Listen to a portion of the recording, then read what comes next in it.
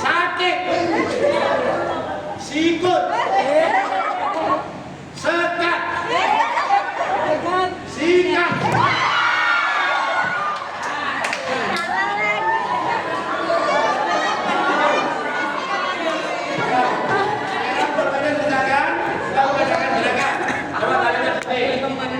Kalau nanti jangan saya maju, baru teriak satu gitu ya, baru ya. Yang keras. Satu. Terus dua. Ke kanan. Tiga. Ke kiri. Empat. Lima di perut. Lima. Mana suaranya? Enam. Kanan kiri sekarang. Tujuh. Delapan tuh dua kali. Delapan. Ayo gak dapat lagi. Sama-sama. Satu. 3, 4, 5, 6, 7, 8. Sekarang kita berusul bareng-bareng. Allahumma sholli ala Muhammad.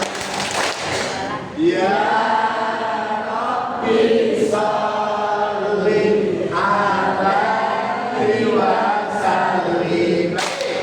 Allahumma sholli ala Muhammad. Ya Rabbi sholli alaihi wa sallim.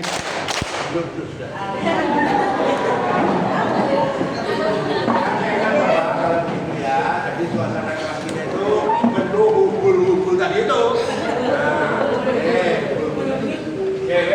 Jadi ini sudah kita lalui membicarakan sebagainya. Sekarang kita lanjutkan. Bapak Ibu, ini yang tadi saya katakan bahwa di dalam pendidikan itu ada 3 ranah yang kita ubah. Mulai zamannya belum dulu sampai sekarang. Mesti yang pertama pengetahuan yang dikatakan dengan kognitif itu. Mesti yang diubah namanya sikap afektif itu. Mesti yang terakhir diubah namanya psikomotorik atau keterampilan. Nah maka oleh Pak Mukti ketiganya diganti 4 istilah ini. Apa itu? Ada olah mikir, ini yang mewakili kognitif tadi. Ada olah hati dan olah rasa, ini yang mewakili afektif. Ya. Ada lagi olahraga, ini yang mewakili psikomotor. Jadi dari dulu itu sama Pak, cuma diganti-ganti saja istilahnya. Makanya nanti barangkali di antara kita ini ada salah satu menjadi menteri pendidikan. Nah, tolong yang kreatif, Untuk melu siku, jangan. Ganggu dewe. Ya, gak ngomong tadi menteri ya. Aduh. Nah, maka sebetulnya kerangka kerja untuk PM itu, untuk pembelajaran dalam itu adalah ini Pak, bunderan ini. Ya. Berangkat dari PM pembelajaran mendalam di learning itu untuk mewujudkan lingkaran potek ya, ini ada 8 DPA tadi itu ya, dimulai dari apa DPA itu yang pertama ini kewadaan ya, asalnya dari hubungan terus ada kewadaan, ada kreativitas, ada kemandirian, komunikasi, kesehatan, kolaborasi, kritik atau beneran dan kritis. Walaupun 8 bahasa Japano, nanti di NPP postus mastis kudu keluar, postus mastis. Terus dari 8 DPL ini maka muncul yang namanya prinsip pembelajaran di PM itu. Apa prinsipnya? Menggembirakan, berkesadaran, bermakna. Saya sudah menjelaskan yang dimaksud bermakna itu apa? Bisa menjadi sehari-hari. Menggembirakan, apa yang dimaksud menggembirakan itu? Selain prosesnya menyenangkan, Bapak Ibu bisa tadi bagaimana saatnya mengambil air bikin, bagaimana di tengah-tengah menyelipkan pembelajaran yang berkelompok. Bagaimana caranya nanti dimotivasi dengan cara bernyanyi bareng itu loh Bapak Ibu. Bapak Ibu itu pernah nyanyi bareng dengan muridnya? Nyanyi apa? Kucing garong.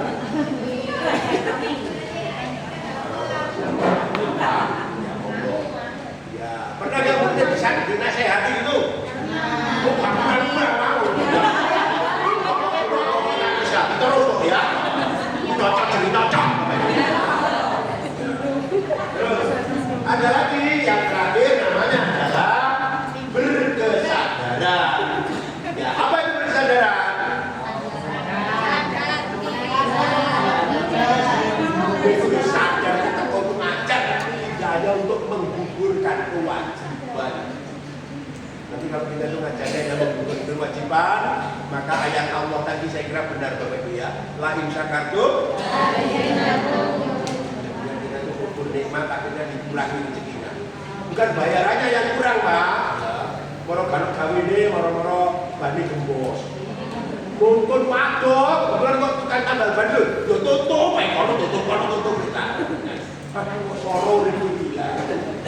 Ada lagi sakartum dan itu ya. Ayo pokoknya sekarang dirasakan bagus dulu Pak. Ya, sintenan. Terus ada lagi.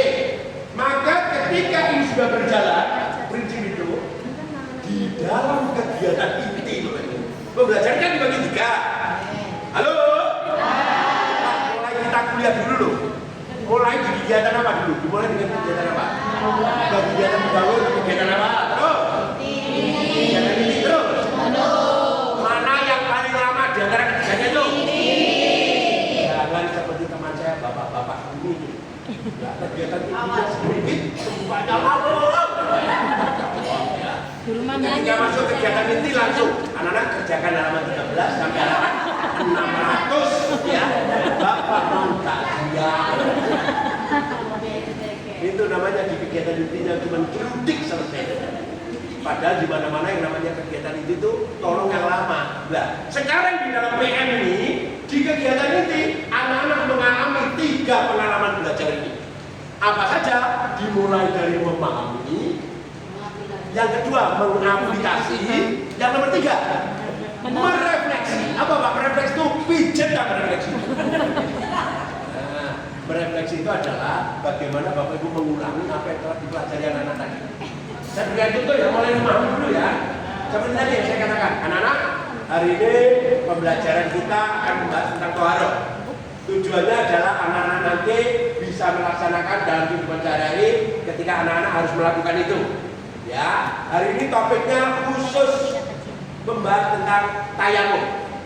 Tayamum itu dilakukan kalau tidak ada air, maka boleh anak-anak tayamum. Itu saya berarti sedang nyocot, sedang memahami, sedang memahamkan. Boleh nggak sambil nonton video? Boleh. Tapi anak-anak dalam rangka memahami ini. Setelah paham, baru praktek. Ayo, tadi itu tangannya begini, kita praktekkan. Anggap kita ada di atas pesawat, ya. Oke, ditempelkan kemana tadi tangannya? Nah, tapi jangan lupa sebelum ditempelkan. Itu berarti sedang mengaplikasi. Lupa mengaplikasi itu kan menerangkan. Iya, jadi kepencet bahasa ini jadi kreatif.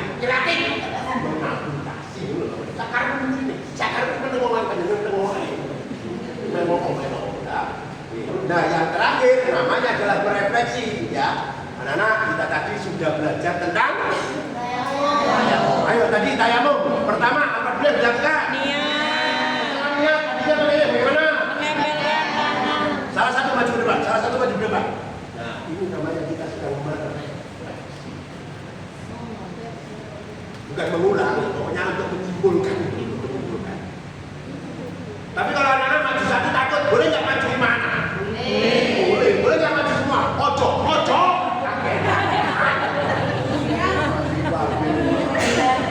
Kalau perlu enaknya malah anak-anak diajak keluar dulu. Boleh nggak belajar di luar kelas? Boleh. Siapa yang pernah melakukan pembelajaran di luar kelas? Panjang pernah di luar kelas. Panjang waktu menerangkan apa itu? Terus anak-anak diajak apa? Itu disuruh apa? Pembaca orang. Ini pelajaran IPAS. Oh, bahasa Indonesia. Ya. Wah, tapi guru sebenarnya IPAS juga ya. Ini benang putih, ini kepala, benang. Bukan itu. Oh, pokoknya observasi gitu aja ya. Ya seperti sehat sendiri. Bu, maksudnya begini. Ibu bisa kerjasama dengan guru IPA. Ya, seumpama nanti Bu, kalau saya sedang observasi di depan, enaknya yang diobservasi itu apa? Ya, terus guru IPA-nya dia sendiri termasuk ya. Pokoknya guru MP itu sakti, sakti. Semua bisa. Dan nanti berarti RPP-nya, lintas disiplin ilmunya, bahasa Indonesia dan IPA. Karena gurunya sama, kemitraan belajarnya mestinya guru bahasa Indonesia dan guru IPA. Tetapi ternyata dipegang sendiri PNKP. Bisa. Di teman-teman di era itu yang lain guru apa? Bahasa Inggris yang lain. Tapi harus yang belajar juga sendiri juga. Oh, macam sakti teman-teman. Bahasa Arab juga macam sendiri. Jadi sertifikasi memakai bahasa Arab. Pokoknya penting profesional. Tepuk 1, tepuk 2. Jadi istilahnya kemitraan pembelajaran. Seperti yang saya contohkan tadi, Pak Guru pikir mengajar anak wudu di Masjid Jamek. Ya, berarti siapa kemitraan pembelajarannya? Pak Guru IPA akan melihat bagaimana cara pengelolaan pabrik pemerahan susu. Maka anak-anak diajak melihat bagaimana cara memerah susu. Siapa kemitraan pembelajaran? Sapi. Pengusaha pemerahan susu. Lah kok sapi loh? Ya. Itu maksudnya ya, Bu. Itu nanti keluar dinamakan kerangka pembelajarannya. Ini Bapak. Yang luar ya. Oke, sekali lagi. Untuk pengalaman belajar anak-anak dimulai dari mana dulu? Memahami, mengaplikasi. Jadi kalau begitu sekarang merefleksi itu ada dua. Ada merefleksi yang masih masuk di kegiatan inti. Seperti tadi dulu, bagaimana caranya tayamum itu masuk kegiatan inti. Tapi kalau sudah masuk di kegiatan menutup, anak-anak, kita tadi telah belajar apa saja? Tayamum, cara tayamum, macam-macam toharo, gitu loh Pak. Terus, apa pendapatmu tentang pembelajaran hari ini? Tolong ditulis di selembar kertas. Kalau menyenangkan, apa yang menyebabkan menyenangkan? Kalau yang tidak menyenangkan, apa usulanmu? Tanpa ditulis nama kalian, bebas nulis. Akhirnya siswanya nulis, Bapak pembelajaran hari ini memuakkan. Bapak hanya ceramah saja. Baru di depan tekor. Siapa yang nulis ini? Aku jadi guru gak refleksi mau muring-muring. Saya muridnya nulis cari apa betul saya kemana dan nyocok saja.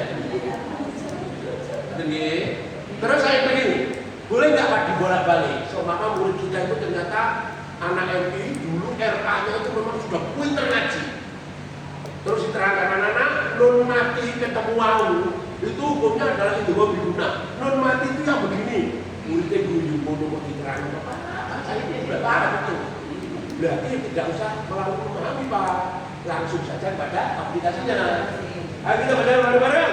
Miwaliyu wala nasir. Berarti kita langsung masuk kepada aplikasi. Karena anak-anak sudah paham, boleh kan begitu. Tapi jangan langsung ke merefleksi. Anak-anak, sepanjang pagi tadi kita sudah belajar apa saja, bisa. Tapi nggak apa-apa, mulai aja belum langsung refleksi. Ya masih mau bolak-balik mau, gue nanti Jokowi ngomong itu mau kan? Halo? Kalau saya ngomong Jawa, Bapak Ibu mengerti tak? Tapi bisa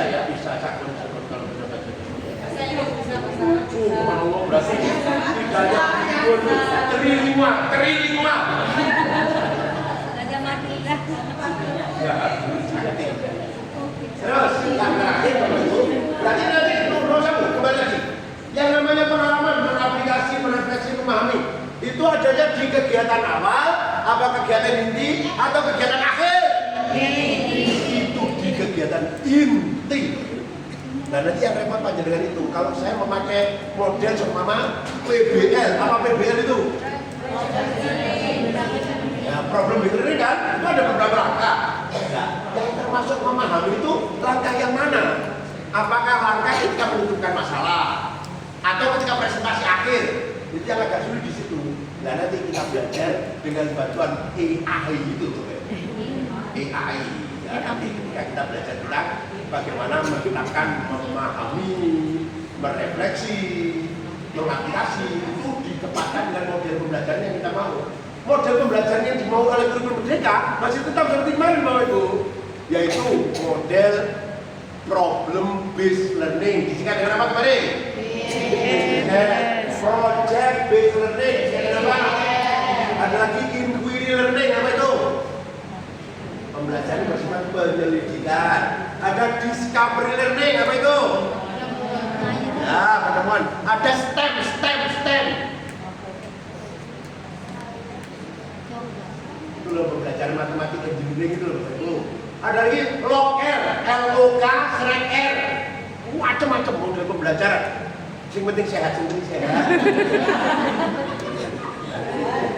Coba kalau saya bertanya, Bapak Ibu, bedanya model dengan metode itu secara kasat mata apa sih, Bapak?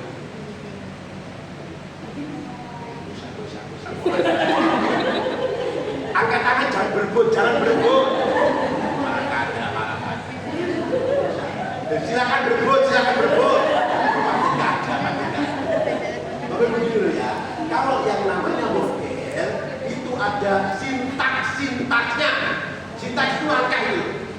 Ya, seumpama nomor 1 yang namanya PBL itu menetapkan masalah, yang kedua dibentuk kelompok, yang ketiga berdiskusi, yang terakhir presentasi, itu namanya PBL. Tapi kalau namanya metode ceramah tuh mama, nggak ono menatap bibir, nggak ada waktu ngocok. Diskusi, ayo diskusi. Tanya jawab bukan ceritakan dulu, tanya jawab, tanya. Saya tanya bukan jawab. Itu namanya metode. Tapi kalau namanya model biasanya berlangsung mulai awal sampai akhir pembelajaran. Ya itu ada sintak-sintaknya, ya gitu. Yes, itu bedanya. Sudah dicatat, nanti ujian keluar. Tadi bermain peran itu. Nah kalau yang dibagi kelompok, ada kelompok ahli, ada kelompok induk, itu biasanya metode apa namanya? Jigsaw. Siapa yang pernah melaksanakan jigsaw? Pernah Bu? Waktu pelajaran apa itu? Pak, anak-anak dibagi menjadi berapa kelompok? Berapa? 4 kelompok, berarti 4 masalah yang dibahas. Apa yang pertama seumpama?